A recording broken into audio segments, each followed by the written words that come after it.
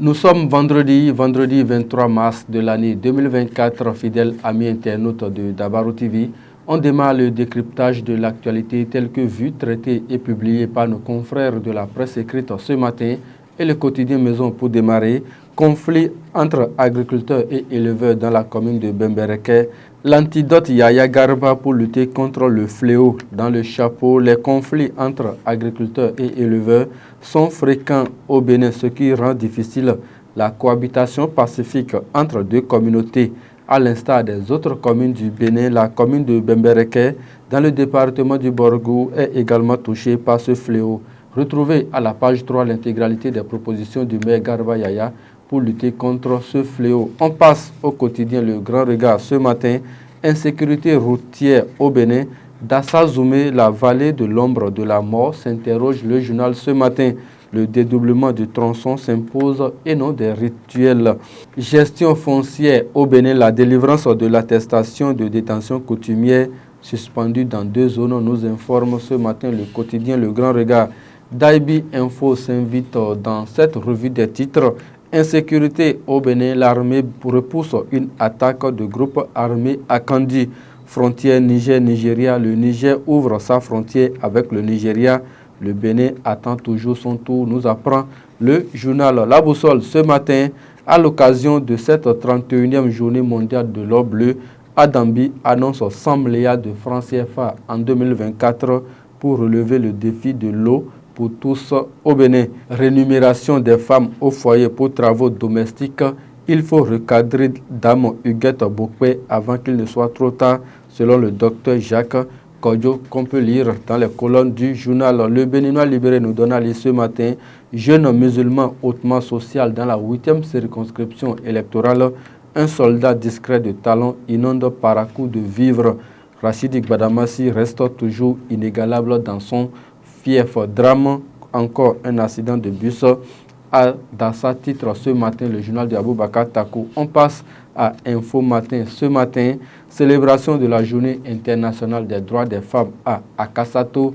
L'honorable Edmond Fonton aux côtés des apprentis. Priorité à la venue des jeunes artisans. Pense le journal Frontières Nigeria-Niger. Niamey lève ses barrières avec Lagos.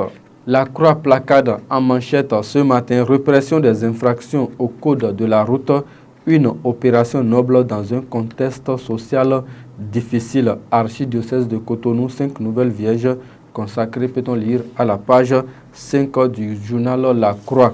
Fraternité nous donne à lire ce matin, incendie d'une école à Banikwara et d'un commissariat à Kandi, les édifices publics ciblés dans le département de la Liborie. La menace monte, de l'intensité augmente.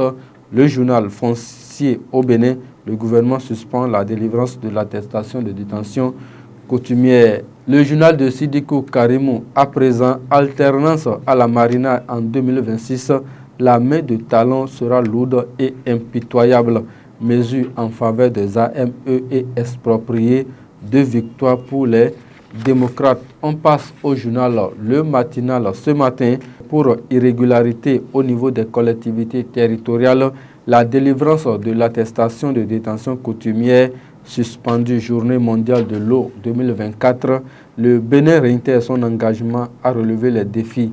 L'intégralité du message du ministre Samou Seydou Adambi est à lire à la page 8 du journal. Le journal du service public. À présent, climat, l'organisation météorologique mondiale alerte. De quoi s'agit-il? Allez dans les colonnes du journal du service public pour en savoir plus.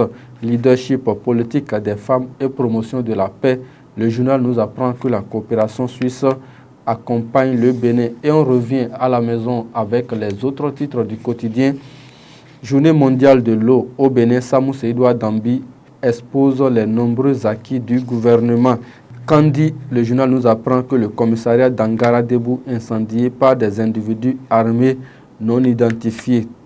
Coopération bilatérale, le Niger ouvre ses frontières avec le Nigeria. Et pour mettre un terme à cette revue des titres, accident routier à Dassa Zoumé, des morts et d'énormes dégâts matériels enregistrés, nous informe le journal Dabaru ce matin. Ce sera tout, fidèles amis internautes de Dabarou TV, pour la revue des titres de ce vendredi 22 mars de l'année 2024. À la réalisation, c'était Raïmat Agani. Retrouvez un autre numéro de la revue des titres sur Dabarou TV lundi prochain. D'ici là, portez-vous bien et restez câblés sur les programmes de Dabarou TV pour vous informer.